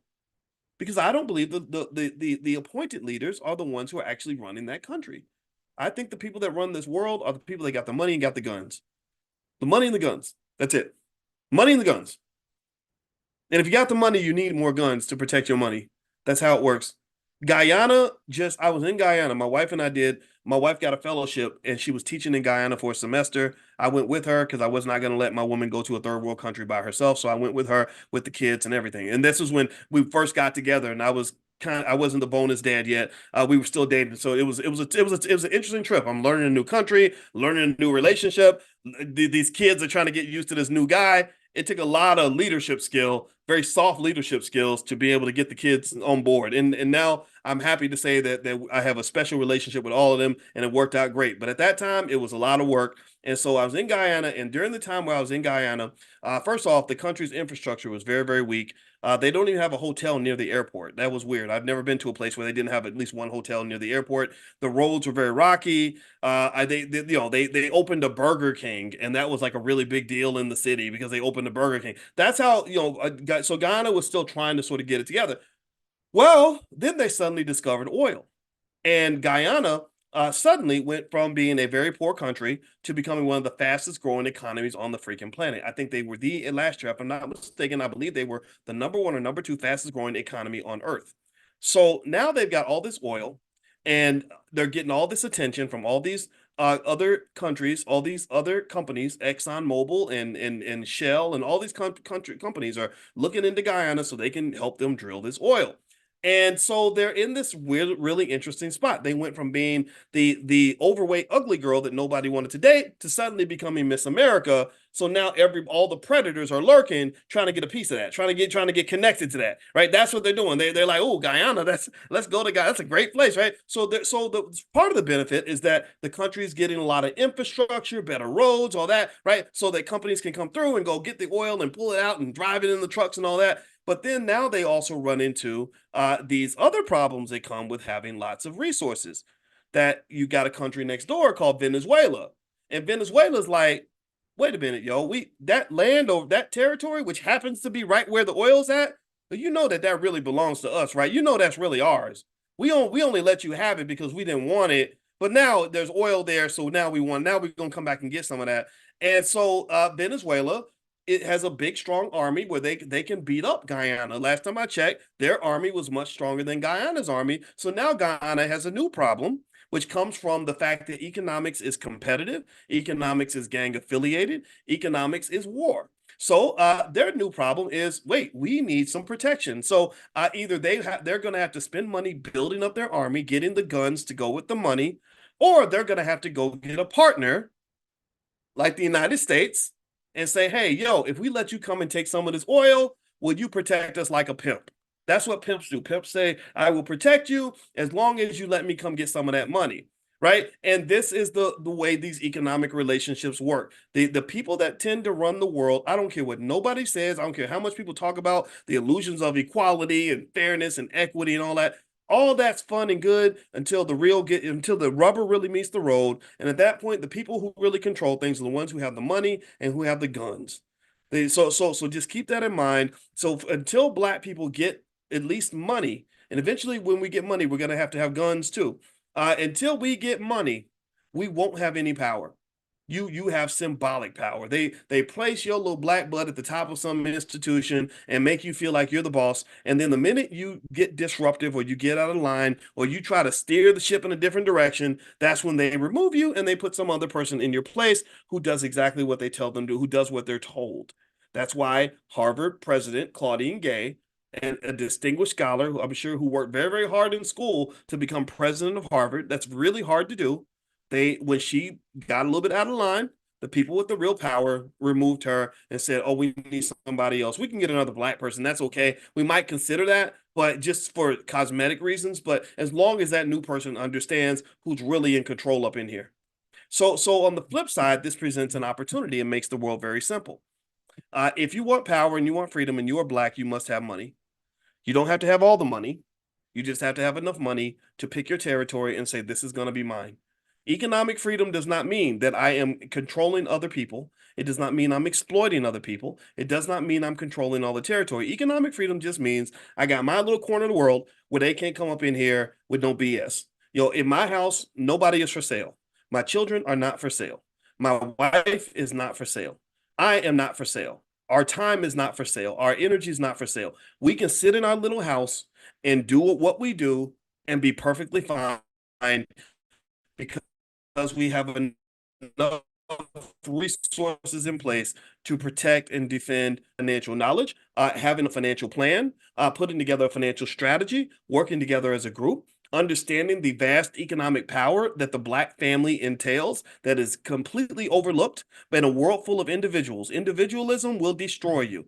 Not thinking about other people will destroy you. Not partnering with others will ultimately destroy you. But if you can learn those soft skills of leadership and relationships and valuing the connection and going back full circle to what we talked about in the beginning, how I was just sort of having that moment of consciousness where I said, let's just talk a minute about how some of these awesome professional black women make the best teammates.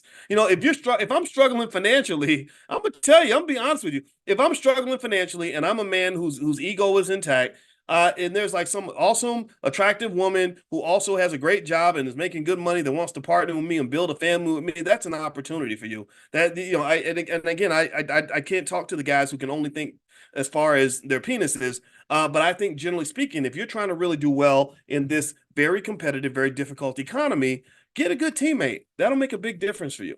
All right. So anyway, what I'm going to do is, in fact, even you think about it, right? Remember when Michael Jordan couldn't win any championships? He was like absolutely terrible when he tried. Whenever you might remember that when Jordan used to try to win a championship every year and he couldn't get past the first round of the playoffs. He was kind of like the Dallas Cowboys of the NBA, where he would get to the first round, the second round, and get eliminated every single season. And they literally wondered if he could ever win a championship. Well, what happened? It was a little tweak that made a difference, right? He brought in this guy named Scottie Pippen. That made a huge difference. Then they got a little help on the front court. Then he worked on his game. He got some strength and developed his game a little bit. Next thing you know, he couldn't stop winning championships. So if you want to win economic championships, think about the organization you're running. Think about the team that you're on. And if you have no team, build a team. And building a team requires a different type of skill. When Jordan had other people that were working with him, and it wasn't always him shooting the ball, always him doing everything. He had to learn how to sort of work with these other people in order to achieve the bigger objective, right? So let me read a little bit more, and then we'll finish up for tonight. And one thing I wanted to share with you guys, if you want to take a look at this, is if you want, we have some flashcards, entrepreneurial flashcards that you guys may or may not have seen. If you want to take a look at those, what I'll do is I'll give you the link. Let me see if I can find the link right here. I put it on my Twitter. My Twitter is Dr. Boyce Watkins 1, Dr. Boyce Watkins 1. Here they go. And with the flashcards, the team included an e-copy of my book. Or I don't know if it's an e-copy. It looks like, oh, sorry, it's an actual physical copy. It looks like of my financial journal, 30 Days to Black Wealth and Power. So what I'm going to do is share this link with you guys if you want to go take a look.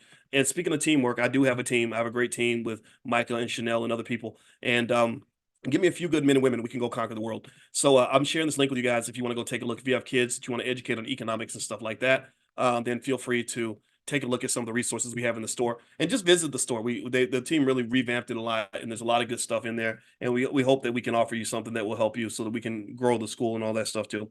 All right, so here we go. So the last part I'm going to read here is it says, the doctrine of unequal exchange, on this page 83, the book, The Black History Reader. The doctrine of unequal exchange effectively invigorated Europe and engorged its nations with wealth. European nations then introduced the doctrine of unequal exchange in America. They said, since it's working in Africa, we might as well do it in America too. In order for the incoming population of poor whites to settle and control this new nation, two elements were readily needed: free land and free labor. So they needed land and labor. The Native Americans possessed all the land, and black slaves were the free labor. European whites had no intention of paying for either. With Native Indians, Europeans simply replicated the same techniques and trading model the slave traders had successfully used in Africa. Whites colonizing America met with various Native Indian chiefs and offered friendship, Christianity, Bibles, trinkets, clothing, and housing in exchange for the right to take title to 1 billion acres of land with its valuable minerals and natural resources. The unequal exchange left Native Indians nearly depopulated and poverty-stricken with no land to support themselves. The negative effects of the unequal exchange were cumulative also for the Native Indians. White immigrants became wealthy from the land and resources they gained from the Native Indians, who became weak and dependent. While Native Indians never totally recovered from the loss of their physical country, they were put into a protected class, and the tribes have been able to reclaim some of their economic losses and to restore some independence because they were allowed sovereignty. So you guys know about Dr. Anderson filing that suit for the 1866 Indian Treaty, right? Has anybody heard about that? Give me a yes if you heard about Dr. Anderson's suit. It's a big reparation suit, and he's been paying for this himself for about 25 years. None of the congressmen and congresswomen really help him with this, but what he's claiming is that I think it's a big part of Florida that's supposed to belong to black people. That there were benefits given to Indians that we should have gotten too. And what they did, and this really made me question whether or not these other individuals are truly our allies, is he said that when they saw the benefits coming, they deliberately pushed black people out. Because a lot of people don't know that Native Americans held a lot of black slaves, and they helped whites to hunt down black slaves that ran away. They paid them. He gave the specific numbers. He said they paid a certain amount of money if you bought back the body, a certain amount of money if you bought back the scalp. So they would find your great great great grandmother, your great great great grandfather, if they were running away for freedom, and they would find them and they would either kill them or they would scalp them. And when they scalp them, imagine how much that hurts to have somebody cut your scalp off your head. And they would take the scalp and they could sell that scalp for money. This is a real thing. This is something that's worth looking at. So ultimately, Dr. Anderson says that a lot of these casinos and this land that belongs to Native Americans, a lot of that belongs to black people. So I would encourage you to pay attention to that. Look that up. Just look up Dr. Claude Anderson, 1866 Indian Treaty, and you can read up more on the details. All right, so let's see. What else does it say here? It says white immigrants became wealthy from the land and resources they gained from Native Americans. Okay, I mentioned that. While Native Indians never totally recovered from the loss of their physical country, they were put into a protected class. After emancipation, the unequal exchange continued to define the operational relationship between blacks and whites into the 21st century. It has become an accepted relationship that is rarely questioned and practiced openly. So they openly exploit you, they openly take stuff from you, and then when people like me step along and say this isn't fair, then we get labeled as a troublemaker. This is just what it is. So what whites take what is valuable from blacks in exchange for symbolism or trinkets. They do this in every election. They take valuable votes from you in exchange for some sort of symbolism. Blacks have never been able to break free from the resultant weakness, and whites expect that the uninterrupted practice of unequal exchange gives them permission to continue it. After 360 years of this practice, blacks in America have been successfully marginalized. They have remained an economically non-competitive group of people through the centuries. The practice is so embedded it is rarely recognized. However, the following are descriptive phenomenon. Okay, so give me a yes if you've seen evidence of any of these things. I'm going to read a few things to you, and I want us to do a financial consciousness exercise. And I want you to tell me, give me a yes in the chat if you've heard about any of these or have any understanding of these topics in terms of things that you've seen. Number one, blacks give nearly 100% of their votes to the Democratic Party. They are promised nothing, receive only photo ops, yet have remained loyal party voters no matter what happens to them. Yes or no? Number two, blacks created towns in which to live to escape terrorism. Whites either took the property or paid very little for it and built luxurious resorts or developments, most often that excluded blacks. Yes or no? Number three, blacks produce a continuous flow of music and dance forms for the world. Whites learn how to sing it, claim it, and enrich themselves by copying, covering, and commercializing what blacks produce. Yes or no? You've seen that. Next, blacks put their scarce dollars into the Freedmen's Bank for safekeeping. Whites misappropriated all of the funds, and black depositors received no compensation. Y'all might not have known about the Freedmen's Bank. We put our money in the Freedmen's Bank. They just took the money and said, well, we don't owe you nothing. Another one, yes or no? Blacks own thousands of acres of land in Spanish Florida that was stolen by Southern plantation owners from black settlers without having to pay the black owners. There's proof of this. There's proof of this. Here's another one. Anybody heard the story of Henrietta Lacks? How many of y'all know about Henrietta Lacks? And how many tens of billions, if not hundreds of billions of dollars have been made just from that one woman's cells? Every single medical student I know studied the HeLa cells. This lady's like an angel from another universe in terms of the fact that her cells just wouldn't die. All the med students studied these HeLa cells. They've been used to create drugs and medication. The cervical cancer in the body of Henrietta Lacks, a poor black woman who produced cells that were immortal, changed medical research, produced a new medical industry that generated great wealth for the entrepreneurs, but not for her family. So he says here, so this is more. So you guys have seen this. This is in broad daylight. They've robbed us in broad daylight. Blacks own and control only 0.5% of anything of value in this society. The doctrine of unequal exchange has continuously kept them drained of wealth-generating resources, disposable income, culture, leadership, and material resources. Blacks frequently wonder out loud how whites were able to live in such opulence across America, own industries, businesses, skyscraper buildings, magnificent homes and mansions with manicured lawns and luxurious automobiles parked in the driveways. He says the answer is simple. Whites acquired the base assets, free land and free labor through the doctrine of unequal exchange, and then practiced group economics to keep 100% of their disposable annual income within their own race. They also draw in 98% of the disposable income from the pockets of black Americans. So as Dr. Anderson would eloquently put it, they are living off two incomes. They're living off 100% of their own income and 98% of your income. So if they got their money and then your money, then they're going to have a lot of money. So the question becomes, how do you figure out how your neighbor is getting all of your air condition and your water? What you have to study the pipes. Where's the flow? How is all that water flowing over into his yard instead of flowing into mine? How come every time I turn on the air condition, my house gets hot, his house gets cold? That don't make no sense. The math ain't mathing. So this is why I go back to that fundamental premise that any intelligent black person who truly is committed to freedom must understand the fundamentals of economics on as deep of a level as possible. You have to understand where the money flows, where the money goes, where the money originates, how it all works, how these systems work. If you don't, you're going to just be confused. It's like you're playing one of those games where the magician moves the cup around and then you keep picking the wrong cup and you don't know what's going on. You need to go and dissect. You need to go watch the tape in slow motion and figure out what he's doing to take that money from you. How's he doing this trick on you? So with another thing, here's another financial consciousness exercise. And this is what we do in financial consciousness training. Here's what I want you to do. I want you to go to any major city and I want you to look at the skyscrapers. And I want you to just go downtown. I want you to look around. I want you to see how many skyscrapers, like let's say you're in downtown Chicago or downtown New York or downtown Denver or downtown Seattle. And I just want you to look around and I want you to look at how many buildings there are that are worth tens of millions, hundreds of millions, even billions of dollars. Like if I look at an image of downtown, let's say downtown, let's not pick Los Angeles. Let's say downtown Houston. That might be fun. Okay, so let's see. Let's look at the skyline of downtown Houston.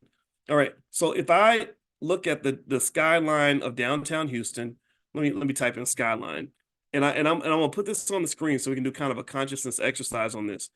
And I want us to kind of sort of think through this and look at this and just sort of ask ourselves, how many of these buildings do you think are owned by people that look like us? Look at all these buildings. Look at all these buildings in downtown Houston. Look at all these sky. How much you think that big tall building costs? I bet it's worth over $1 billion, a couple billion. Then that one's probably a couple billion. These other buildings are probably worth at least several $100 million. Look at all those skyscrapers in downtown Houston. And if I look at any other city, especially bigger cities, major cities, Chicago, even smaller cities, you'll see all these buildings. And I remember thinking to myself, I said, isn't it crazy that with all these thousands of skyscrapers that are all worth tens of millions, hundreds of millions of dollars, it would make national news if black people just own one. But imagine that. Imagine if there was one. Think about it. Give me a yes or no if you agree with this. If there was $1 billion skyscraper that was 100% owned by black people, do you think that would make national news? I'm talking about a $1 billion skyscraper. I think it would make national. I think it would be a very big deal.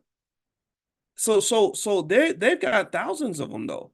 They can build, white folks can build 20 of them and it don't even make the local news hardly. Or maybe it'll make the local news, but it won't make national news. It's not like, oh my God, white people have finally arrived. They're building buildings now. No, they do it all the time. They do it every day. So why are we not doing that? What's happened here? Where did our money go? That's the big whodunit that has to be discussed when you're talking about things like reparations. You got to say to yourself, stop believing that you're the first generation to be conscious about economics. Stop believing that you're the first generation to work hard. You're not the first generation to have a dream. You're not the first generation to sacrifice for future generations. You're not. Your grandmother worked hard. Your great grandfather worked hard. They all worked hard. They probably worked harder than us. Let's be honest. We're lazy. We're weak. We're not nearly as strong and capable as that. It's crazy that there were people that came out of slavery that could educate a black child better than we can because we just hand our kids off to the white babysitter at the public school and then they come home. The little Negro can't read. And I'm sitting there trying to figure out how you sit up in this building all day long and you don't even know how to read, write, or do math. That's insanity to me. But they literally would come out of slavery with two books in a building and be able to educate 100 kids at a higher level than 80-90% of the kids in the Chicago public school system. So let's stop thinking that we are the first generation to understand these things or to care about these things. We have, imagine if you work your whole life for something, somebody steals it, and then the next generation comes along and nobody knows your story. Nobody knows, how hard Ryan and Jackson worked, or Regina Pope, or Angel Maria, or T. Jack. Nobody knows anything that you did to sacrifice for the next generation because they literally wiped it clean and then made them start off with nothing. And they literally think, well, my great grandma Regina, she was lazy. She must not have done nothing. She must have been ignorant. She didn't read. She didn't want to learn. She didn't want to work. That's not true. They worked hard. They were smart. They had dreams. They built businesses. And I think it is a matter of self-respect that we go through the process of forcing individuals who have that capacity to do so to help us to understand what happened. Where did the money go? There are records of these things. Land does not disappear. If you go back and look at some land that's owned by somebody and you find out 100 years ago that their great-great-grandfather killed a black person and took all his property, well, you're going to have to give it back. You're going to have to give it back. So this is the conversation we're having in reparations, and this is extremely important. And then going forward, there's the internal conversation of how we conduct ourselves in a way where we're not just acting like a bunch of slaves. We're not just behaving stupidly and thinking that somehow being black and being dumb are supposed to go hand in hand. There's nothing about being black that says you're supposed to be a day late and a dollar short. There's nothing about being black that says you're supposed to be ignorant. There's nothing about being black saying that you're supposed to always be the damn victim. That ain't who you are. That is not who you are. So let me read a little bit more and then we're going to be done for tonight. So Dr. Anderson says that Practicing powernomics principles is the only way Blacks can hope to correct the trade imbalances that have been fostered by unequal exchange.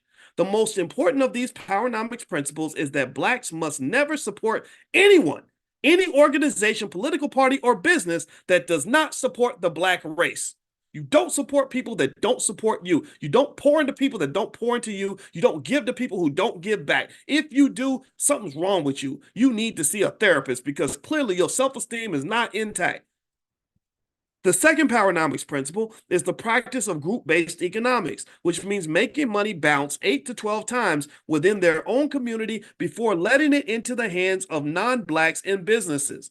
Black Americans are nearly 100% consumers and 0% producers. When they do not practice group-based economics, they are contributing to the negative balance of trade that allows the outflow of money from their group to other groups and make other groups wealthy without requiring even a promise to patronize Black businesses. So you give them the money and you don't even ask them to support your business too. That's crazy. I'll support your business all day, but I don't expect you to support mine because I don't deserve to be a business owner. Massa, you do. That's outrageously insane.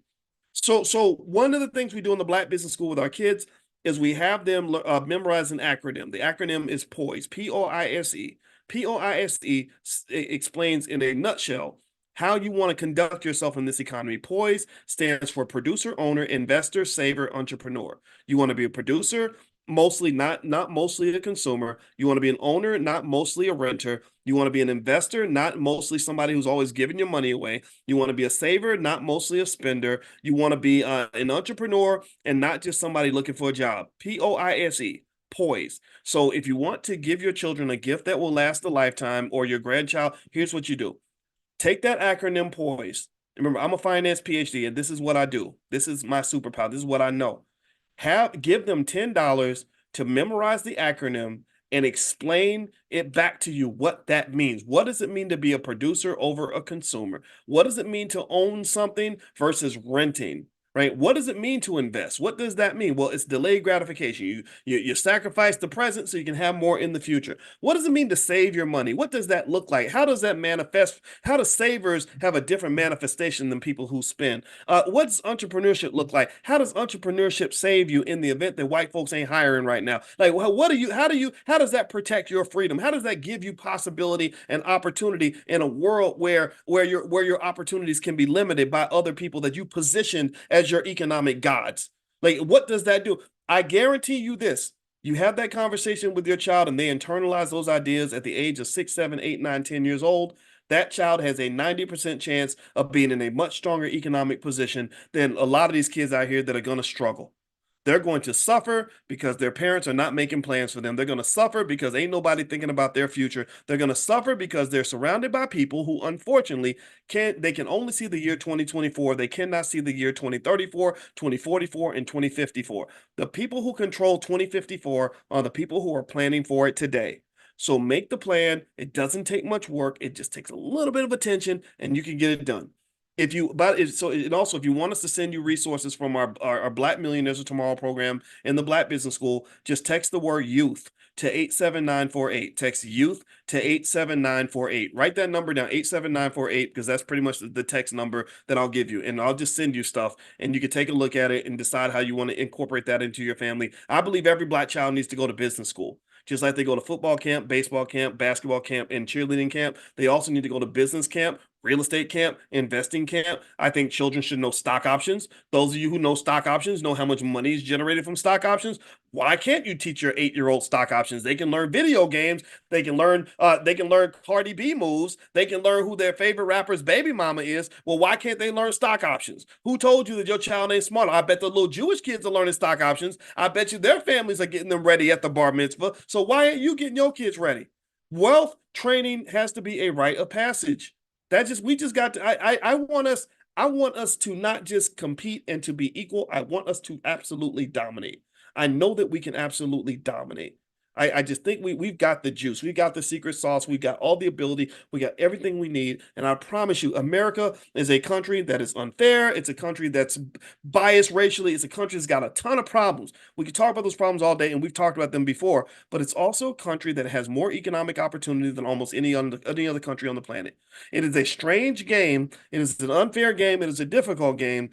But it's a game that if you know how to play it right, and I can show you how to play the game. That's a PhD is not like a master's degree. It's not like I got a CPA or a law degree. So no disrespect for people who are in that category. No, a PhD means you're at like level 12 and everyone else operates on level. So I can tell you as a person who understands how the economics in America works and around the world. This is true in London, all around the globe, that if you understand a few basic rules, you're going straight to the penthouse. You have so many spaces that you can operate in that other people are going to struggle with.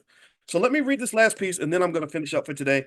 I don't want to get too hype. I got more work I got to do tonight, and I'm hanging with my mom. I'm gonna go hang out with my mama for a little bit. All right. So blacks must renegotiate their relationship with individuals, political parties, and businesses that profit from them, and stop the practice of unequal exchange. You have to renegotiate those relationships. If a business is located in a black neighborhood, require something from them. Demand that in exchange for the wealth that the business extracts, the business must purchase items from a list of black produced products, as well as provide jobs, support efforts to improve the neighborhood, and otherwise provide material benefits to black neighborhoods. Blacks should impose standards and simply not permit any business to strip them of their financial assets and leave nothing of value. They can't just set up shop in your neighborhood and then take money and go home. No, you're not going to do that. It's going to be an ecosystem. We'll let you do business here, but we better benefit as much as you do, because if that's not the case, we're going to do what we can to make sure we freeze you out. A lot of communities do this. There's a lot of communities where your black blood can't even set up a business there. I dare you to go set up a restaurant in Chinatown. I dare you to go to the Cuban section of Miami and try to run your little black business in the Cuban section of Miami. Watch what happens. Let's keep going. As black people demand reciprocity and become more self-sufficient, they will be able to alter the uneven balance of trade deficit that comes from the continued practice of the doctrine of unequal exchange. So this is on page 86 of the book, The Black History Reader by Dr. Claude Anderson. I encourage everyone to consider going to powernomics.com. We must support this man. We must support his family, because this is a great book. My book is called The 10 Commandments of Black Economic Power. That's what we study in the mornings in our consciousness training. I'll give you guys a link to that. But Dr. Anderson is the GOAT. He's the originator. If I'm Kobe, he's Michael. And he deserves that respect. And I hope that we will always give him not just support verbally, but also economically. I hope that we'll take a little bit of all the resources that we spend in so many other places that don't care about us, and just redirect some of that toward powernomics.com if you're able to do so. And I don't think you have to just buy enough for yourself. I personally have hundreds of copies of his book in my basement, and any kid that comes by that needs to learn Black history, I give them a copy of that book. That's what we do. We have a ton in our house. So anyway, that's it, guys. Thank you guys for listening. And by the way, that link is where you can join Sherry Mitchell tomorrow for she's a guest lecturer. She's going to do a lecture on the origins of anti-blackness. She's redoing it because last week it was so filled up. The Zoom filled up really fast. Some of you couldn't get in. So there's the link you can join. Because you're here, you can join for free. Number two, the financial consciousness training is 10 a.m. Eastern. Tomorrow I'll be in there in the morning. I'm only going to be able to do 30 minutes because I got to go we're doing some estate planning with our family. So I've got to go meet with some attorneys and whatnot. And then also, last but not least, next week, we're going to meet here again, and we're reading Dr. Anderson's books. So if you text the word greatness to 87948, you can be on the list, and I can make sure you get a link to join us each week. Text greatness to 87948. And just other side notes, I do have a podcast on Spotify if you want to follow there as well. All right, so have a good night, everybody. God bless you. Thank you for giving me your time, and let's go kick some butt, take some names. We're the best.